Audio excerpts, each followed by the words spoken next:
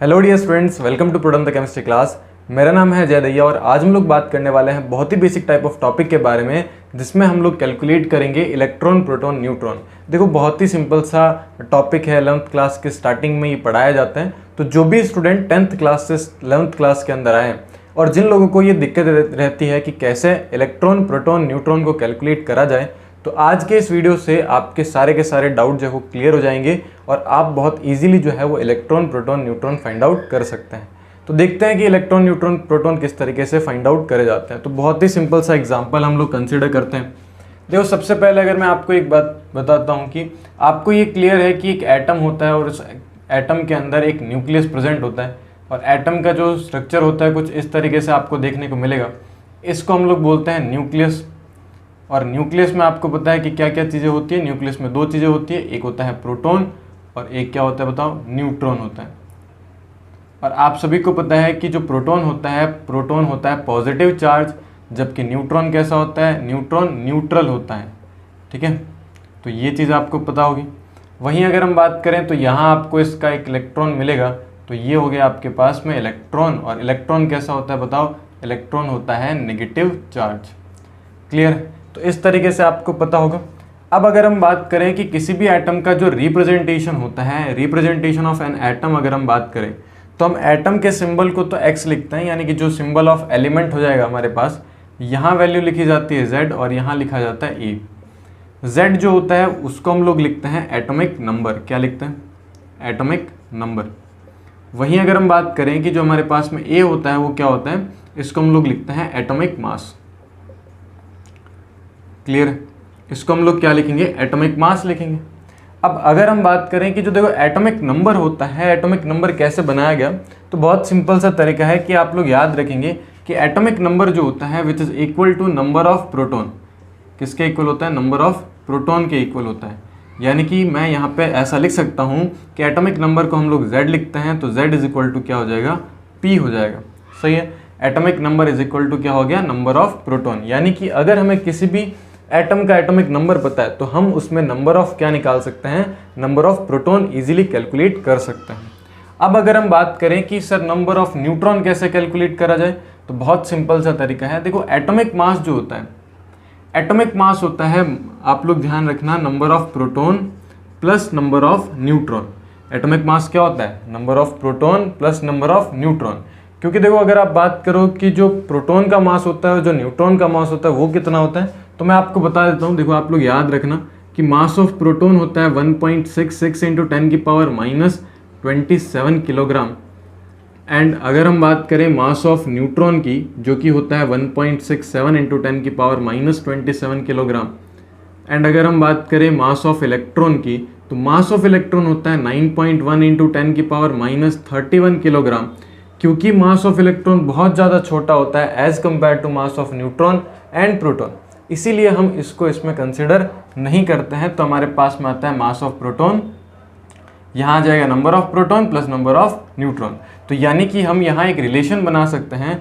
Relation हमारे पास में क्या होगा कि जो ए होता है एटॉमिक मास होता है, atomic mass is equals to क्या होता है बताओ, प्रोटॉन प्लस न्यूट्रॉन। और अगर मुझे नंबर ऑफ न्यूट्रॉन्स निकालने हैं, क्या निकालना है, नंबर ऑफ न्यूट्रॉन निकालने हैं। तो नंबर ऑफ न्यूट्रॉन कैसे निकाल सकते हैं, तो इस फॉर्मूले में अगर मैं p की जगह z लिख देता हूँ तो फॉर्मूला क्या बनेगा, a is equals to z plus n हो जाएगा। एंड मुझे अगर नंबर ऑफ न्यूट्रॉन निकालना है तो बहुत सिंपल सा फॉर्मूला, देखो यहाँ से अगर हम बात करें तो a माइनस जेड बन जाएगा इज इक्वल टू क्या आ जाएगा, n आ जाएगा। यानी कि नंबर ऑफ न्यूट्रॉन निकालने के लिए मैं क्या कर सकता हूँ, मैं एटॉमिक मास को माइनस कर सकता हूँ इसके एटॉमिक नंबर से। तो यहाँ मुझे क्या मिल जाएंगे बताओ, नंबर ऑफ न्यूट्रॉन मिल जाएंगे। अब रही बात नंबर ऑफ इलेक्ट्रॉन्स की, कि हम नंबर ऑफ इलेक्ट्रॉन कैसे निकालेंगे, तो बहुत सिंपल है। अगर आपके पास में एटम जो है वो न्यूट्रल दिया गया, अगर हम न्यूट्रल स्पीसीज़ की बात करते हैं, ठीक है, न्यूट्रल एटम है आपके पास। अगर आपके पास न्यूट्रल एटम है, इसका सिंपल सा मीनिंग क्या होगा कि इसके अंदर नंबर ऑफ जो पॉजिटिव चार्ज है यानी कि प्रोटॉन, वो किसके इक्वल होगा बताओ, नंबर ऑफ इलेक्ट्रॉन के। क्योंकि जितना पॉजिटिव चार्ज है उतना ही इलेक्ट्रॉन है, तो पूरा का पूरा आपके पास में क्या हो जाएगा, एटम न्यूट्रल हो जाएगा। अगर मैं बात करूं कि अगर किसी पर पॉजिटिव चार्ज है, यानी कि पॉजिटिव चार्ज आयन है आपके पास, तो वहाँ आप लोग ध्यान से देख सकते हो उस पर पॉजिटिव चार्ज है, इसका मतलब नंबर किसका ज़्यादा होगा? बहुत सिंपल सा तरीका कि नंबर ऑफ प्रोटॉन जो है वो ज़्यादा होंगे as compare to number of electron. यहाँ तक क्लियर है? वहीं अगर हम बात करें कि अगर वो नेगेटिव चार्ज आयन है, नेगेटिव चार्ज आयन या स्पीसीज है, तो यहाँ पे आप लोग क्या बोलोगे कि अब की बार नंबर ऑफ प्रोटॉन जो है वो आपके पास में क्या हो जाएंगे? कम, और नंबर ऑफ इलेक्ट्रॉन जो है वो क्या हो जाएंगे? ज़्यादा। तो उस स्पीसीज पर कौन सा चार्ज आ जाएगा? नेगेटिव चार्ज आ जाएगा। क्लियर? एक एग्जाम्पल लेते हैं जिससे हम लोग इसको और अच्छे से क्लियर कर सकें। एग्जाम्पल हमारे पास में है कार्बन। कार्बन कितने नंबर पर आता है बताओ? 6 नंबर पर, और इसका एटॉमिक मास होता है 12। अगर मुझे इसमें प्रोटॉन, न्यूट्रॉन एंड इलेक्ट्रॉन निकालना है, तो देखो प्रोटॉन, न्यूट्रॉन, इलेक्ट्रॉन कैसे निकाला जाएगा? तो जो एटॉमिक नंबर होगा वही क्या होगा? नंबर ऑफ प्रोटॉन होगा। तो नंबर ऑफ प्रोटॉन कितने आ जाएंगे कार्बन में? 6। नंबर ऑफ न्यूट्रॉन निकालना है, बहुत सिंपल सा तरीका, एटॉमिक मास को एटॉमिक नंबर से माइनस करेंगे, यानी कि ऊपर वाली वैल्यू को नीचे वाली वैल्यू से माइनस कर दें। तो 12 माइनस 6 करेंगे तो बताओ कितना आएगा? 6। इस पर कोई भी प्लस माइनस नहीं है, यानी कि न्यूट्रल एटम है, तो जितना प्रोटॉन है उतना ही आपके पास में क्या आएगा? इलेक्ट्रॉन आएगा। इसी तरीके से हम लोग एक और एग्जाम्पल कंसिडर कर सकते हैं। हमारे पास में मैग्नीशियम है, और मैग्नीशियम कितने नंबर पर आता है? 12, और इसका मास कितना होता है? 24। तो बताओ प्रोटॉन कितना अपने पास? 12 हो जाएगा। बहुत बढ़िया। जो इसका एटॉमिक नंबर है वही इसका नंबर ऑफ प्रोटॉन है। अगर हम बात करें न्यूट्रॉन की, तो बताओ न्यूट्रॉन कितना हो जाएगा? तो बहुत सिंपल है, 24 माइनस क्या कर देंगे? 12, तो यहाँ कितना आ जाएगा? 12। एंड इलेक्ट्रॉन की बात करेंगे तो इस पर कोई भी चार्ज नहीं है, तो यहाँ पे अपने पास में क्या आएगा? इलेक्ट्रॉन कितना आएगा? इलेक्ट्रॉन आ जाएगा आपके पास 12। अगर हम एक और एग्जाम्पल लें जिसके अंदर हम n-3 को कंसिडर कर रहे हैं, और यहाँ हमें पता है नाइट्रोजन 7 नंबर पर आता है, इसका मास जो होता है वो कितना होता है? 14। तो बताओ प्रोटॉन, न्यूट्रॉन एंड इलेक्ट्रॉन किस तरीके से फाइंड आउट करे जाते हैं? देखो बहुत सिंपल सा तरीका, यहाँ बताओ प्रोटॉन कितने? 7 आ जाएंगे। बहुत बढ़िया। न्यूट्रॉन की अगर हम बात करेंगे तो 14 माइनस 7 कितना होता है? 7 होता है। अगर हम बात करते हैं इलेक्ट्रॉन की, अब की बार आपको ध्यान से देखना है। देखो अगर ये न्यूट्रल होता तो इसमें नंबर ऑफ प्रोटॉन जितने होते नंबर ऑफ इलेक्ट्रॉन होते, लेकिन इस पर -3 है। -3 का मतलब इसने और इलेक्ट्रॉन ऐड करें, तो पहले इलेक्ट्रॉन इसके पास में 7 थे, अब इसने 3 और ऐड कर दिए, तो 7 + 3 यानी कि आपके पास में कितना हो जाएगा? आपके पास में 10 इलेक्ट्रॉन्स हो जाएंगे। कर सकते हैं इसी तरीके से। तो ये पूरा का पूरा आपके पास में एक डिटेल एक्सप्लेनेशन है कि किस तरीके से आप number of proton, neutron and electron find out कर सकते हो। अब हम लोग क्या करते हैं, कुछ अच्छे एग्जांपल्स डिस्कस करते हैं। जैसे फॉर एग्जांपल कि अगर आपको मॉलिक्यूल या कंपाउंड्स दिए जाते हैं, उनमें आप किस तरीके से number of proton, neutron and electron find out कर सकते हैं। फटाफट से इसको कॉपी करें, फिर हम लोग आगे और एग्जाम्पल्स को डिस्कस करते हैं। चलिए कुछ और एग्जाम्पल्स को हम लोग डिस्कस करते हैं। बहुत ही सिंपल सा तरीका है। देखिए अगर मान लो हमें क्या बोला गया, हमें बोला गया कि हमारे पास में वाटर है H2, इसमें मुझे प्रोटॉन, न्यूट्रॉन एंड इलेक्ट्रॉन निकालना है। तो बहुत सिंपल सा तरीका है प्रोटॉन, न्यूट्रॉन, इलेक्ट्रॉन निकालने का। देखो पहले हाइड्रोजन में निकाल लो, फिर ऑक्सीजन में निकाल लो। तो अगर मैं हाइड्रोजन एंड ऑक्सीजन की बात करूंगा तो आपको पता है कि हाइड्रोजन 1 होता है, ऑक्सीजन 8 एंड 16 होता है। ये आपको याद होना चाहिए। तो बताओ अगर मैं हाइड्रोजन के प्रोटॉन की बात करूंगा तो एक हाइड्रोजन में एक प्रोटॉन, तो 2 हाइड्रोजन में कितने प्रोटॉन होंगे? 2 प्लस। अगर मैं ऑक्सीजन की बात करूंगा तो बताओ ऑक्सीजन के पास में प्रोटॉन कितने आएंगे? बहुत बढ़िया, ऑक्सीजन के पास में प्रोटॉन 8 आ जाएंगे। तो टोटल हमारे पास में 10 प्रोटॉन्स हो जाएंगे। न्यूट्रॉन में ध्यान से देखना आप लोग, क्योंकि हाइड्रोजन के पास कोई भी न्यूट्रॉन नहीं होता है। 1 - 1 करोगे तो 0 आएगा, यानी कि यहाँ न्यूट्रॉन 0 है। अगर आप ऑक्सीजन की बात करेंगे तो ऑक्सीजन के पास में 8 है, तो यहाँ आ जाएंगे आपके पास में 8। और इलेक्ट्रॉन की बात करें, क्योंकि इस पर कोई चार्ज नहीं है, तो आप लोग यहाँ पे क्या लिख सकते हो? 2 + 8 which is equal to 10। Clear है? इसी तरीके से हम लोग एक और एग्जाम्पल कंसिडर कर सकते हैं। यहाँ पे मान लो हमें क्या दिया गया? CO2 दिया गया। इसमें मुझे प्रोटॉन, न्यूट्रॉन एंड इलेक्ट्रॉन निकालना है। तो प्रोटॉन, न्यूट्रॉन, इलेक्ट्रॉन कैसे निकाला जाता है? तो देखो कार्बन का हमें पता है 6 होता है, कार्बन का 6 12 होता है, ऑक्सीजन का होता है, यहाँ हमने लिखा हुआ है, वापस लिख देता हूँ, 8 और 16। तो बताओ यहाँ कितना आएगा? 6 + 16 यानी कि कितना आएगा बताओ? 22।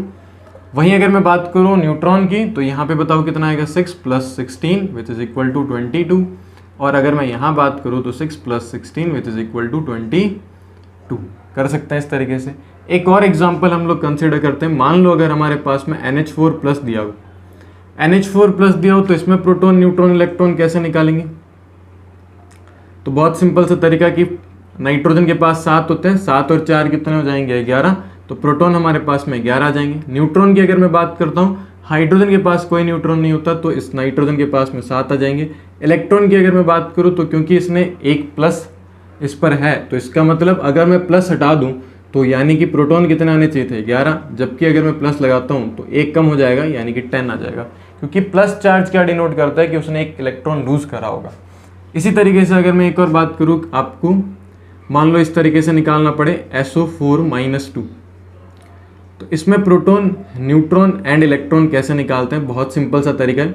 देखो सल्फर का कितना होता है 16 और 32 होता है, तो यहाँ आ जाएगा आपके पास में 16 प्लस, अगर हम बात करें कि एक ऑक्सीजन का कितना होता है तो एक ऑक्सीजन का 8 होता है, और यहाँ अगर हम 4 से मल्टीप्लाई करेंगे तो 8 × 4 कितना हो जाएगा 32, और यहाँ आपके पास में आएगा 48।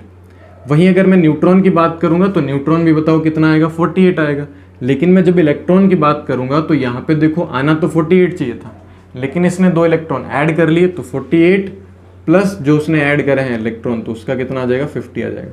तो आई होप आप लोग यहाँ तक समझ चुके हैं कि किस तरीके से electron, proton, neutron find out करे जाते हैं। मैं आपको कुछ होमवर्क देता हूँ जिनमें आपको electron, proton, neutron find out करना है। अच्छा, एक और चीज़ मैं आपको बता देता हूँ कि अगर आप प्रोटॉन प्लस न्यूट्रॉन की बात करते हैं तो इसी को हम लोग क्या बोलते हैं, न्यूक्लियॉन्स भी बोलते हैं। और अगर आप proton plus neutron plus electron की बात करते हैं तो इनको हम लोग फंडामेंटल पार्टिकल बोलते हैं, फंडामेंटल पार्टिकल्स। क्लियर? तो ये अगर मान लो आपसे फंडामेंटल पार्टिकल पूछे तो आप इन तीनों को ऐड कर देंगे, अगर आपको न्यूक्लियॉन्स पूछे तो आप इन दोनों को ऐड कर देंगे। तो मैं कुछ एग्जांपल्स दे रहा हूँ, आप लोग इनको सॉल्व करेंगे। तो आपके लिए होमवर्क है एग्जांपल, पहला आपको निकालना है H2SO4 के अंदर, दूसरा आपको निकालना है H2CO3 के अंदर, एंड तीसरा आपको निकालना है H2C2O4 के अंदर, एंड नेक्स्ट आपको निकालना है C6H12O6 के अंदर, एंड नेक्स्ट आपको निकालना है मान लो CO के अंदर, और फिर आपको निकालना है सपोज H3PO4 के अंदर, और फिर आपको C6H6 में निकालना है, एंड फिर C60 में निकालना है आपको, एंड फिर आपको निकालना है इसके अंदर आपके पास में आ जाएगा सपोज Al2O3, एंड FeO के अंदर आपको निकालना है, Fe2O3 के अंदर आपको निकालना है, SiO4 के अंदर या Si, चलो इसको छोड़ दो आप लोग, या फिर आप और इसके अंदर क्या निकाल सकते हो, सपोज एग्जांपल एल्यूमिनियम का हमने ले लिया, BF3 आप लोग कैलकुलेट कर सकते हो, एंड आप लोग इसमें B2H6 कंसिडर कर सकते हो, एंड आप लोग एक BOH का होल 4 कंसिडर कर सकते हो। क्लियर? तो इन सब में आपको क्या करना है, इन सब में आपको कैलकुलेट करना है, या इसकी जगह आप लोग H3BO3 कंसिडर कर लो, ज़्यादा बेटर रहेगा। ठीक है, तो इन सब में आप कैलकुलेट कर सकते हो। बाकी बहुत सारे एग्जांपल्स हो सकते हैं जिनमें आप लोग कैलकुलेट कर सकते हो, बस आपको ये पता होना चाहिए कि कैसे इलेक्ट्रॉन, प्रोटॉन, न्यूट्रॉन कैलकुलेट करा जाता है। आई होप आपको ये वीडियो बहुत अच्छा लगा होगा। अगर वीडियो अच्छा लगा है तो प्लीज़ वीडियो को लाइक करें, चैनल को जरूर सब्सक्राइब करें। मिलता है नेक्स्ट वीडियो के अंदर, तब तक के लिए गुड बाय।